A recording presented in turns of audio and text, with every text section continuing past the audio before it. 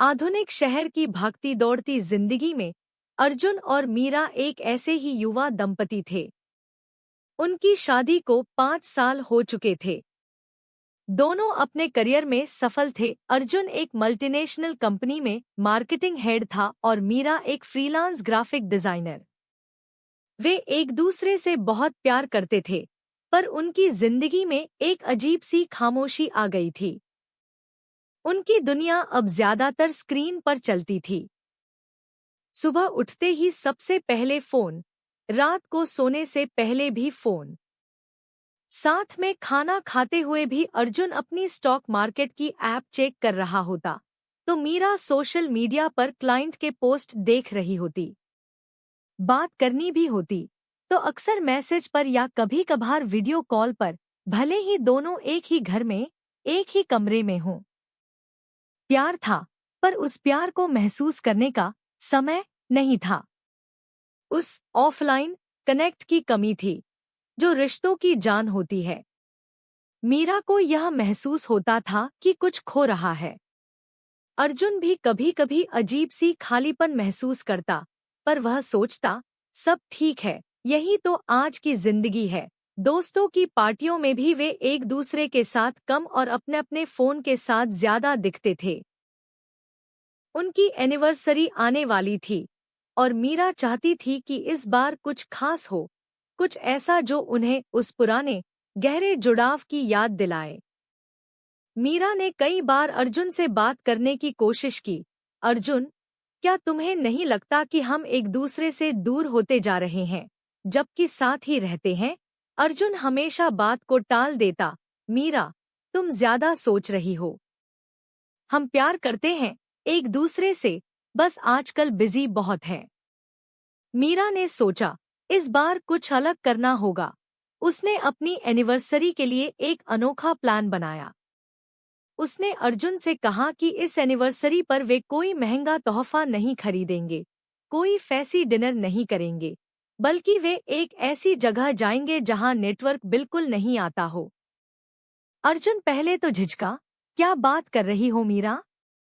Network नहीं आएगा तो काम कैसे होगा? Mail, calls. मीरा ने मुस्कुराकर कहा, बस एक दिन, अर्जुन। सिर्फ एक दिन हमारे लिए, हमारे रिश्ते के लिए। अगर तुम तैयार नहीं हो, तो मैं मान जाऊंगी कि मैं ही गलत थी। अर्जुन, मीरा की इस मासूम जिद के आगे झुक गया। एनिवर्सरी के दिन वे एक छोटे से गांव की तरफ निकले, जहां मीरा ने एक छोटा सा कॉटेज बुक किया था, जिसके आसपास पहाड़ और नदियां थी, और हाँ, नेटवर्क भी नहीं था। जैसे ही उन्होंने गांव में एंट्री की, अर्जुन का फोन नेटवर्क छोड़कर सिर्फ एक ईंट बन गया। वह थोड़ा परेशान हुआ, पर मीरा के चेहरे पर एक अजीब सी खुशी थी। शाम को, जब सूर्यास्त हो रहा था, वे दोनों नदी के किनारे बैठे।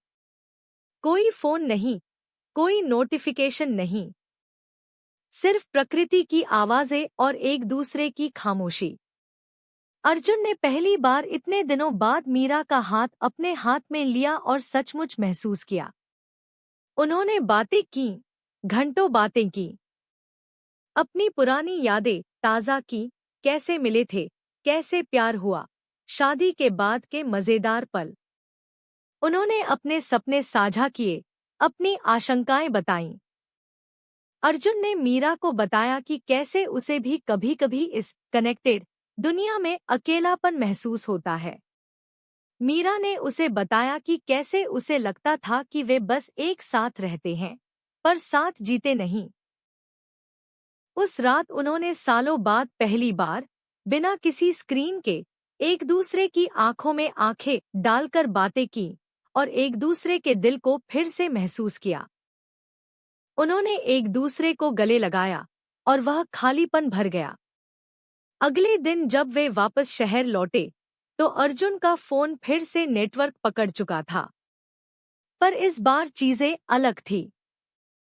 अर्जुन ने सबसे पहले अपनी ऑफिस की ईमेल चेक नहीं की, बल्कि उसने मीरा का हाथ पकड़ा।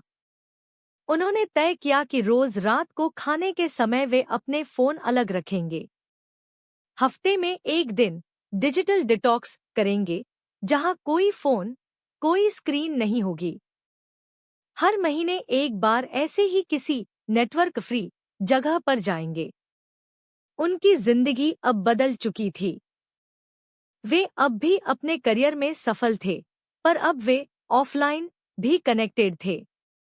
उनका प्यार गहरा हो गया था, क्योंकि उन्हें एहसास हो गया था कि असली नेटवर्क तो दिलों के बीच होता है, और उसे रिचार्ज करने के लिए कभी-कभी दुनिया के नेटवर्क से दूर जाना पड़ता है।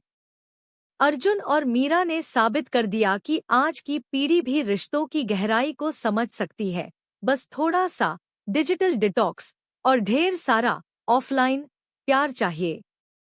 तो दोस्तों, यह कहानी हमें सिखाती है कि हमारी जिंदगी में टेक्नोलॉजी का महत्व है, पर रिश्तों का महत्व उससे कहीं ज्यादा है। कभी-कभी हमें खुद को इस डिजिटल दुनिया से थोड़ा दूर करना पड़ता है, ताकि हम अपनों से सच में जुड़ सकें। यह कहानी उन सभी के लिए है जो अपने रिश्तों में उस स्पार्क को वापस लाना चाहते हैं। याद रखिए, आपके सबसे जरूरी नोटिफिकेशंस आपके अपनों के प्यार और उनके साथ बिताए पलों से आते हैं।